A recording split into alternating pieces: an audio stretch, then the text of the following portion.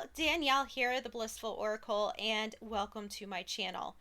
Today I will be flipping through, giving you my first impressions on the Sacred Medicine Oracle. This is a 56 card deck and guidebook by Asha Frost, who is an Indigenous medicine woman, energy healer, mentor, spiritual teacher, and the artwork is also by an Indigenous woman, Steph Littlebird.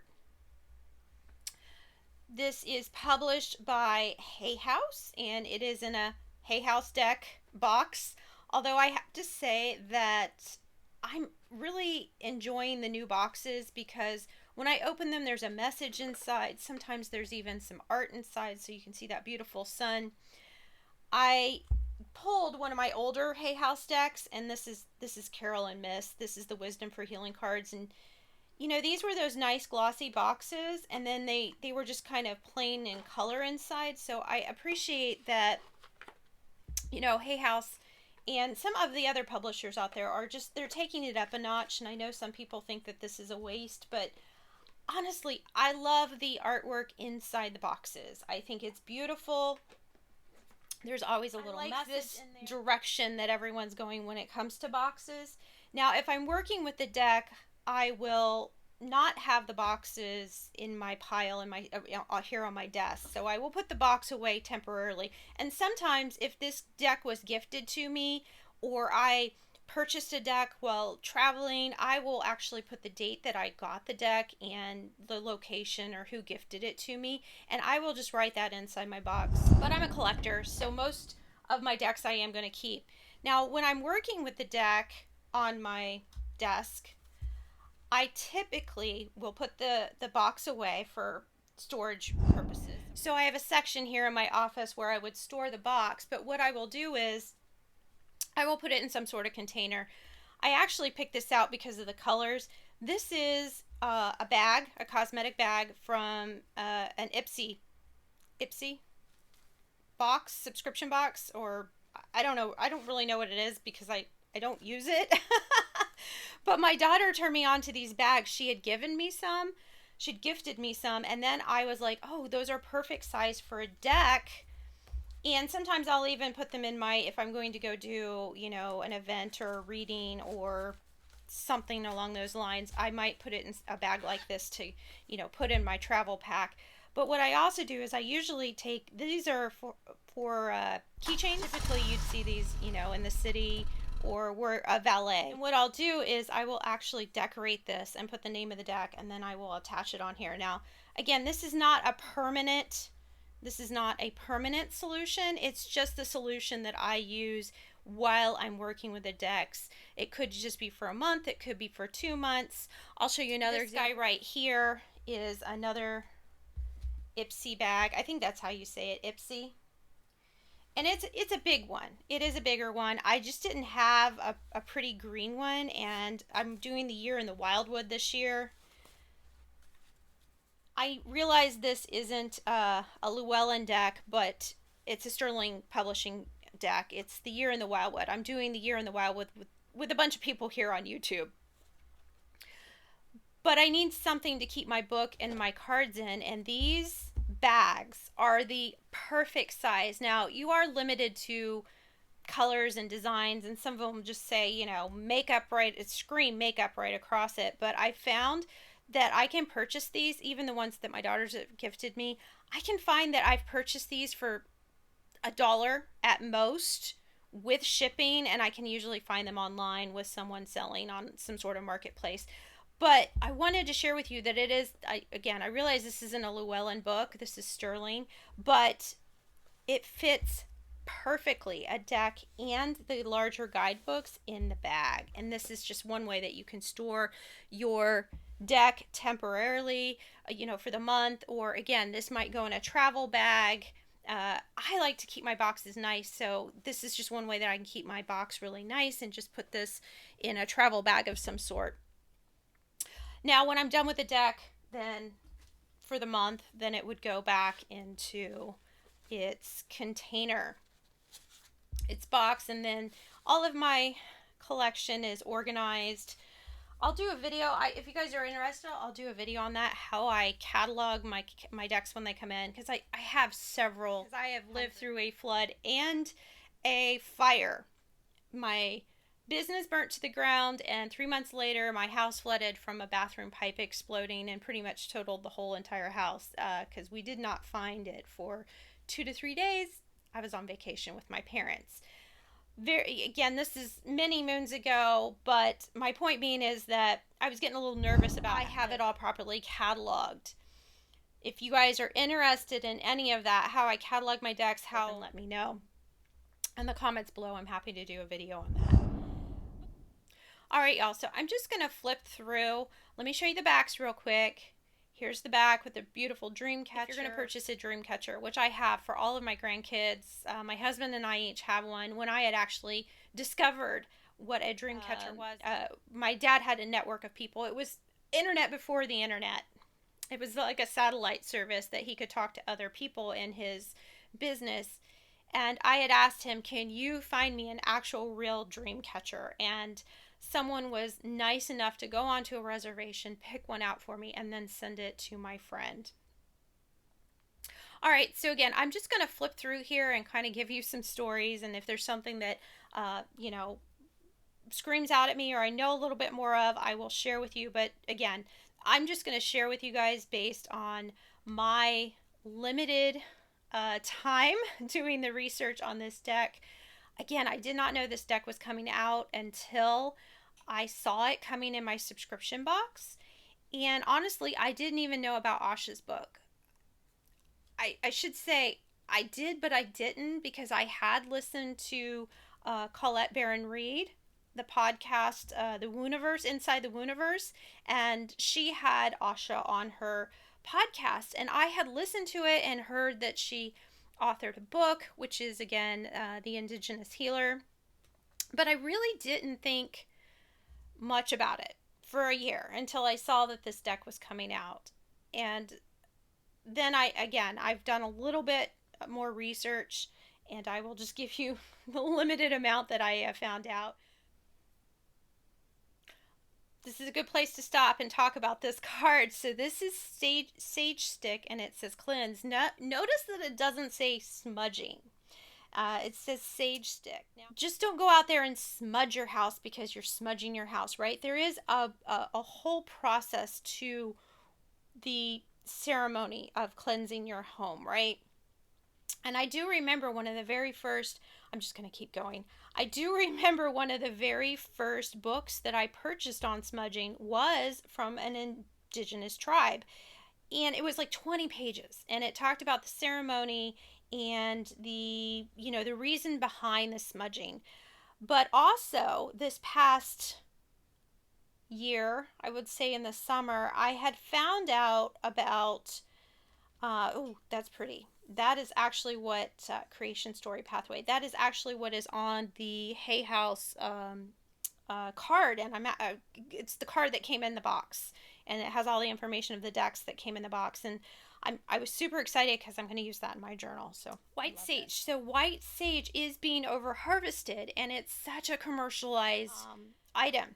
Because everybody's like, oh, I smudge my house, right? But I would invite you to explore and really what is the ceremony, the ritual behind smudging. Are you doing it because all your friends are doing it, or are you doing it to honor the heritage and the ancestors and the indigenous tribes that have practiced this activity for many, many years?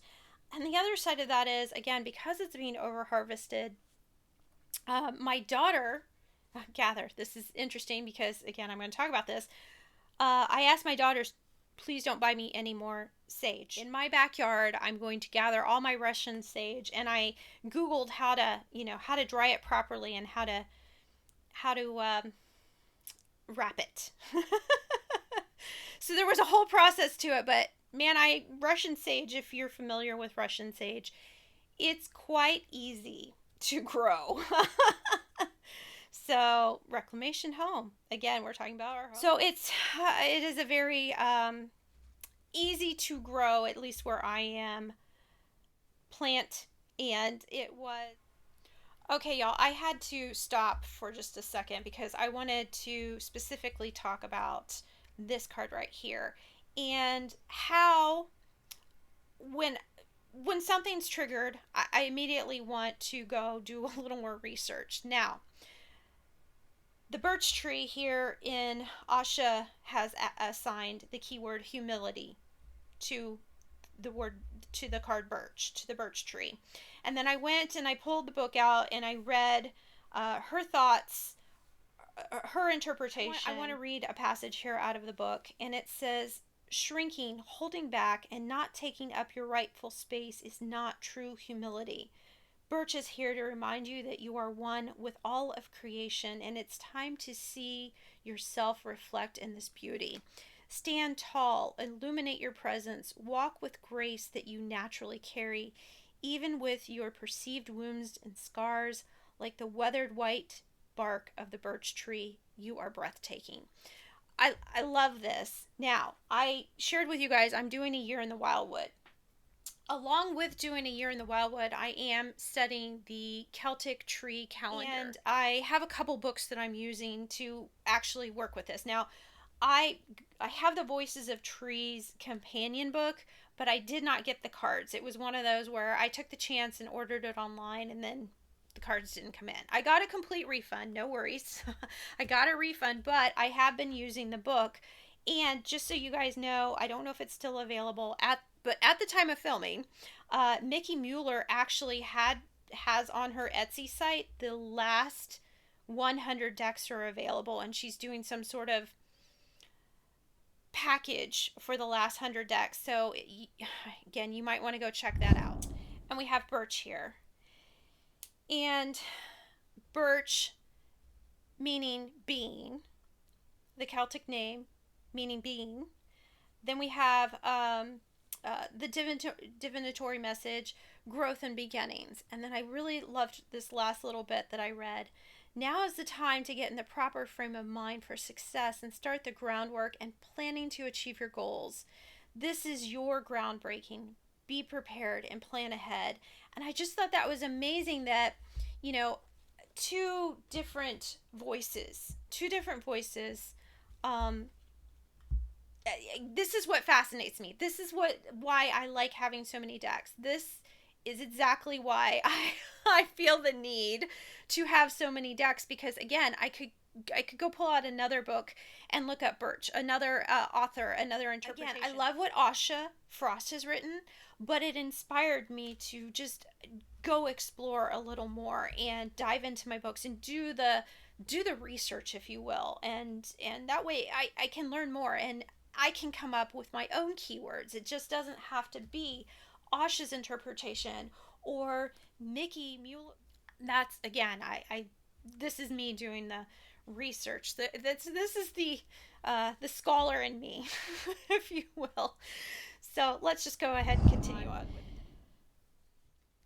Now there was I think I might have said this already, but I kind of already did cheat just a wee bit. Just a wee bit I cheated, and it was because I saw this card right here. I had actually seen this card just kind of shuffling around the cards or maybe flipping through the book when I unboxed it, when I was doing the Hay House Deck Card Club unboxing. Actually, since I was a child, I have this deep connection to the bison, to buffalo. Oh, cool. And I didn't even read what it was. The keyword. I was admiring the art. I kind of flipped it. I was like, got other things to do. Well, the next morning I woke up and I was like, I need to pull this card. Like, I need to go break open that deck and see what this card said, which I think is crazy because release. The keyword on this card is release, and my word of the year is release. So and then reading the book, I had to immediately at that point go and read the guidebook to see how Asha interpreted this card, her writings, her teachings, and spot on. I mean, just spot on. You can't make this stuff up when it happens to you. You just can't. Anywho,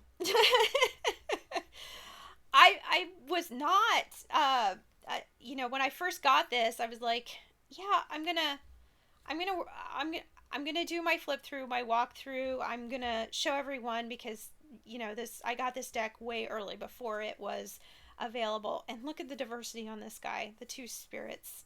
I mean, literally the diversity of this card. The two spirits together with a rainbow, beautiful, beautiful. So again, I was like, oh, I'm gonna do a flip through on this. I'm going to, I'm looking forward to doing some Indigenous studies at some point. Um, but it's not in my wheel. It's not in my sights right now. Like I don't want to do it this coming month. I've already kind of set aside this month for doing some ancestral work with pulling some particular decks, working with the year in the Wildwood. I needed to catch up on a week, and that's why I was like, I'm going to take this year to work specifically with that Northern Islands, the Great British Islands, the Ireland, Scottish, all of that heritage. I want to really just take this year to work on that.